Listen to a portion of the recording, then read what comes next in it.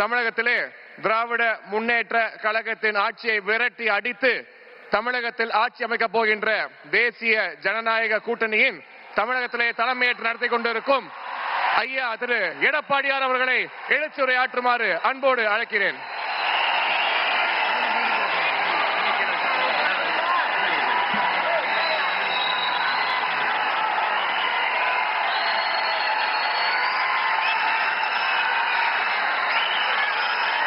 பொன்மனச்செம்மல் புரட்சி தலைவர் எம்ஜிஆர், இதயம் புரட்சி தலைவி அம்மாவை வணங்கி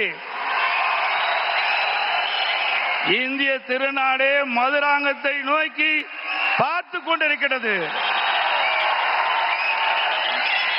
பாரத பிரதமர் அவர்கள் என்ன பேச போகிறார் என்று நாடே எதிர்பார்த்துக் கொண்டிருக்கின்றது. பாரத பிரதமர் அவர்கள் இந்த மண்ணிலே கால் வைத்தவுடனே இயற்கையே சூரியனை மறைத்து விட்டது.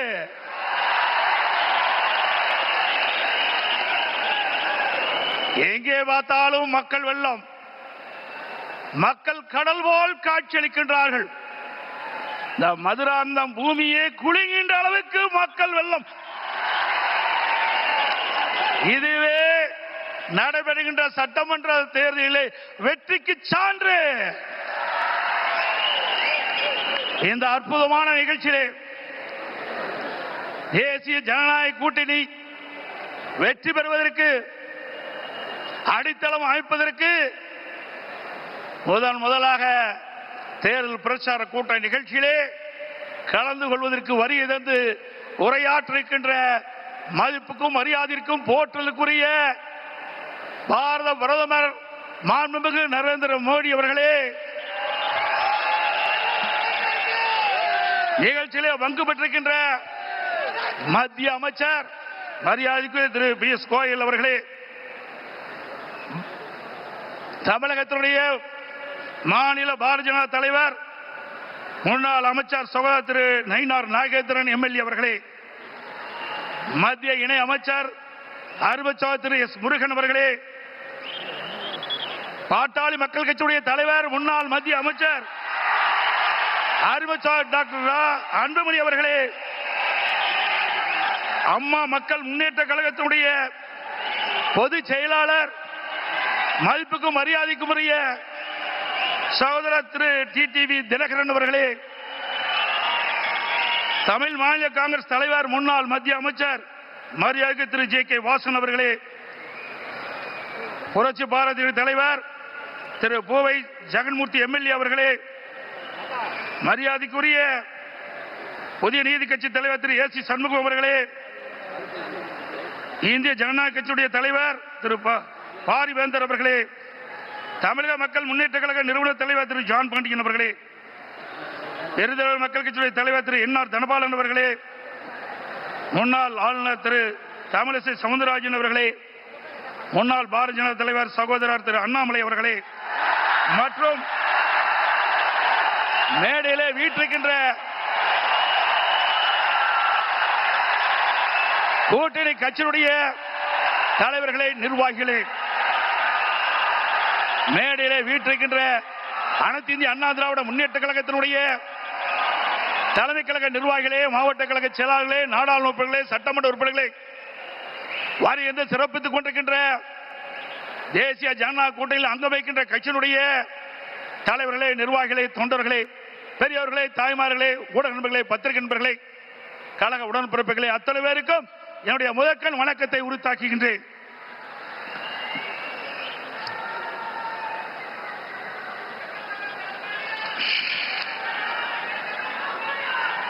நாளம் கருதினும் கைகூடும், காலம் கருதி இடத்தார் செய்யின். உரிய காலத்தையும் இடத்தையும் தேர்ந்தெடுத்து செயல்பட்டால் உலகத்தையே கையில் அடக்கலாம் என்பது இதனுடைய பொருள். நம்மை எதிர்ப்பவர்கள் எத்தகைய வஞ்சக நெஞ்சம் கொண்டவர்களாக இருந்தாலும், தீயவர்களாக இருந்தாலும், உரிய காலத்தில் உரிய இடத்தில் உரியவர்களோடு ஒன்றிணைந்து உறுதியாக செயல்பட்டால் வெற்றி என்பது நிச்சயம். அத்தகைய தருணம் இப்பொழுது நமக்கு கிடைத்துள்ளது. இன்றைக்கு திராவிட முன்னேற்ற கழகம் ஆட்சி பொறுப்பேற்று 4.25 ஆண்டுகள் ஆகிவிட்டன. 4.25 ஆண்டு காலத்திலே மக்களுக்கு இந்த ஆட்சி கொடுத்தது வேதனை, துன்பம். எல்லா துறைகளிலும் ஊழல், ஊழல் இல்லாத துறையே கிடையாது. மக்களை வாட்டி வதைக்கின்ற அரசாங்கம் தேவையா? சொல்லுங்க, தேவையா? மக்களோட ஆட்சி அகற்றப்பட வேண்டும். ஒரு குடும்பம் வாழ 8 கோடி மக்களை சுரண்டுவது நியாயமா? இன்றைக்கு தமிழகத்தை திரு கருணாநிதியுடைய குடும்பம் ஆட்சியிலே அமர்ந்து கொள்ளையடித்துக் கொண்டிருக்கின்றது. திரு கருணாநிதி அவர்கள் முதலமைச்சராக இருந்தார். அதுக்கு பிறகு ஸ்டாலின் முதலமைச்சராக இருக்கிறார். ஆட்சி பொறுப்பேற்று 4.25 ஆண்டு காலத்திலே அவர் செய்த சாதனை ஒன்றே ஒன்று, ஊழல், ஊழல், ஊழல். இன்றைக்கு திரு ஸ்டாலினுடைய குடும்பம் உலக அளவிலே மிகப்பெரிய பணக்கார குடும்பமாக திகழ்ந்து கொண்டிருக்கிறது. திரு ஸ்டாலினுக்கு பிறகு உதயநிதி ஸ்டாலின் வர வேண்டும் என்று எண்ணுகின்றார். திராவிட முன்னேற்ற கழகத்தில் எத்தனையோ பேர் உழைத்தவர்கள் இருக்கின்றார்கள். அவர்கள் எல்லாம் வீதியிலே பார்க்கப்படுகிறோம். ஆனால் திரு கருணாநிதி குடும்பத்திலே பிறந்தவர்களுக்குத்தான் அந்த கட்சியிலும் இடம், அதிகாரத்தில் இடம். அந்த அடிப்படையிலே தான் எந்த ஒரு தகுதியும் இல்லாத திரு உதயநிதி அவர்களுக்கு முதலில் சட்டமன்ற உறுப்பினர் ஆக்கினார், பிறகு அமைச்சராக்கினார், இப்பொழுது துணை முதலமைச்சர் ஆக்கி இருக்கின்றார். அடுத்தது எந்த காலத்துக்கும் எந்த பதவிக்கும் திரு கருணாநிதி குடும்பம் வர முடியாது. வர முடியுமா? இந்த தேர்தல் தான் திமுகவுக்கு இறுதி தேர்தல். தீய சக்தி திமுகவை வீழ்த்துவோம். பொன்மனச்சம்பல் புரட்சி தலைவர் எம்ஜிஆர், இதயம் புரட்சி தலைவர் அம்மா இருவரும் தலைவர்கள் கண்ட கனவை நிறைவேற்றுவோம். நம்முடைய தேசிய ஜனநாயக கூட்டணியுடைய சக்தியால் பாரத பிரதமர் நமக்கு துணை நிற்கின்றார். இன்றைக்கு நம்முடைய இயக்கம் வலிமையான இயக்கம். நம்முடைய கூட்டணி வெற்றி கூட்டணி, வலிமையான கூட்டணி. தேர்தல் என்ற போரில் நம்முடைய கூட்டணி கட்சி தலைவர்கள், நிர்வாகிகள், தொண்டர்கள் இரவுகள் வாராமல் தேனீக்களை போல, எறும்பை போல சுறுசுறுப்பாக செயல்பட்டு தேர்தல் போரிலே எதிரிகளை ஓட ஓட விரட்டி வெற்றி கொடி நாட்டுவோம். செய்வீர்களா? இந்த தேர்தலை பொறுத்த வரைக்கும் குடும்ப வாரிசுக்கு முற்றுப்புள்ளி வைக்கின்ற தேர்தல், குடும்ப ஆட்சிக்கு முடிவு கட்டுகின்ற தேர்தல், ஊழல் நிறைந்த ஆட்சிக்கு முடிவு கட்டுகின்ற தேர்தல். இந்த தேர்தல் நம்முடைய வெற்றிக்கு மக்கள் துணை இருக்கின்றார்கள். நம்முடைய கூட்டணி கட்சி தலைவர்கள் இன்றைக்கு எழுச்சியோடு இங்கே உரையாற்றிருக்கின்றார்கள்.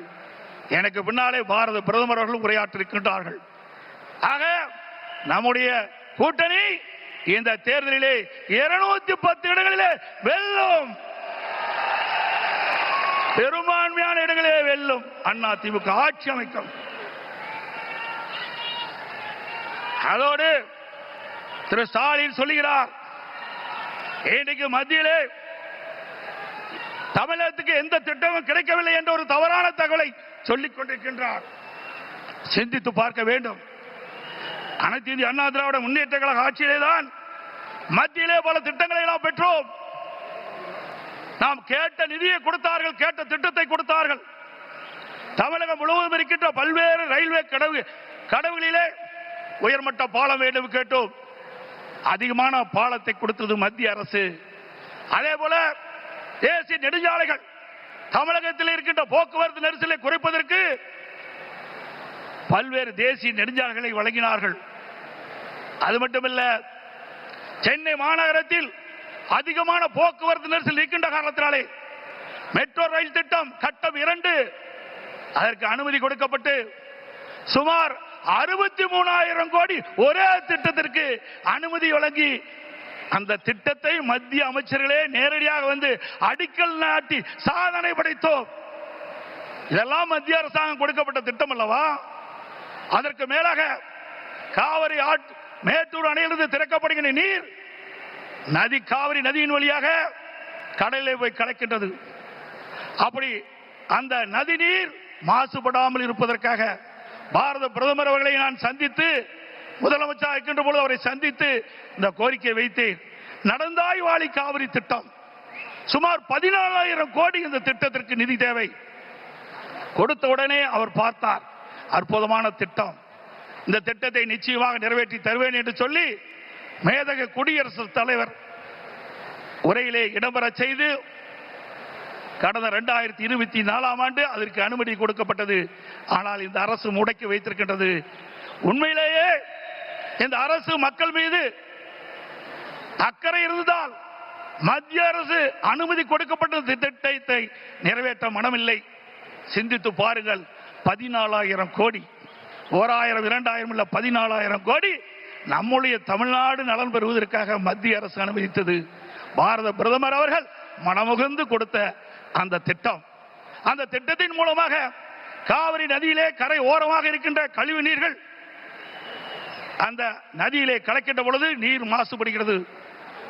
அந்த நீர் மாசுபடாமல் இருப்பதற்கு அதை சுத்தகரித்து நதியிலே விடுகின்ற திட்டம் தான் இந்த திட்டம்.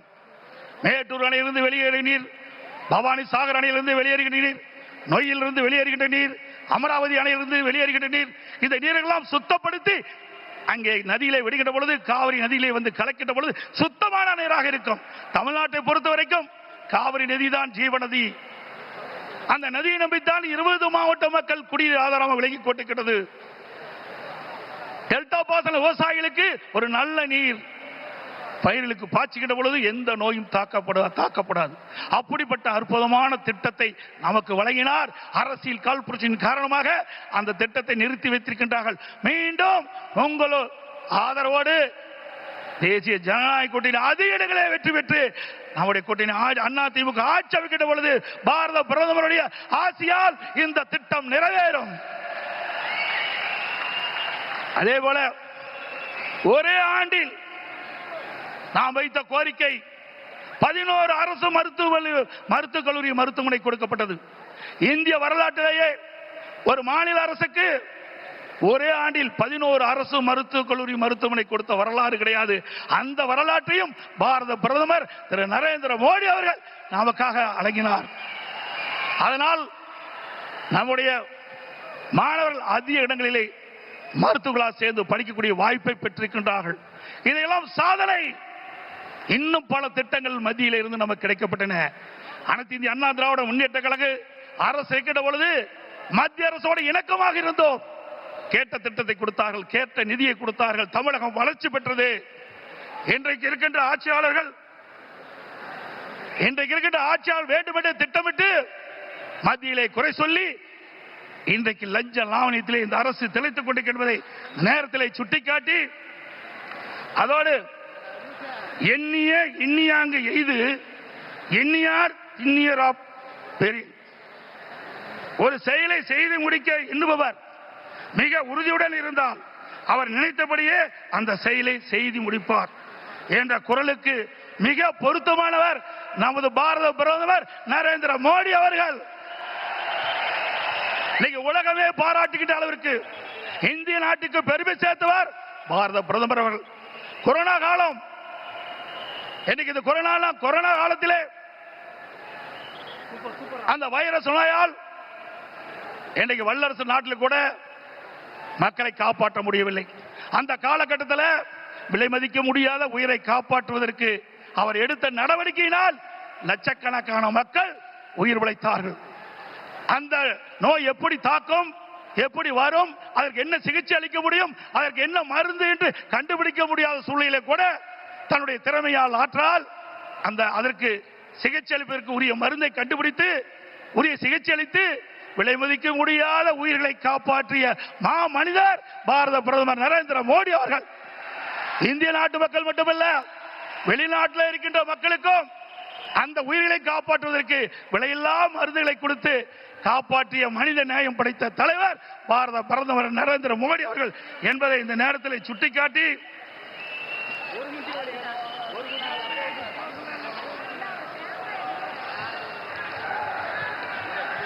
உறவுக்கு கை கொடுப்போம், உரிமைக்கு குரல் கொடுப்போம் என்ற அண்ணாவின் கொள்கையை உறக்க கூறி பொன்மனச்செம்மல் புரட்சி தலைவர் மற்றும் இதயம் புரட்சி தலைவர் அம்மா வகுத்து தந்த அமைதி, வளம், வளர்ச்சி என்பதை நாங்கள் தாரக மந்திரமாக என்று கூறி எங்கள் பயணத்தில் உறுதியாக எங்களுக்கு ஆதரவு கரம் நீட்டிய பாரத பிரதமர் அவர்களுக்கும் தேசிய ஜனநாயக கூட்டணி கட்சி தலைவர்களுக்கும் தொண்டர்களுக்கும் மீண்டும் ஒருமுறை நன்றி தெரிவித்துக் கொள்கின்றேன். மக்களை காப்போம், தமிழகத்தை மீட்போம். By by Stalin. நன்றி, வணக்கம்.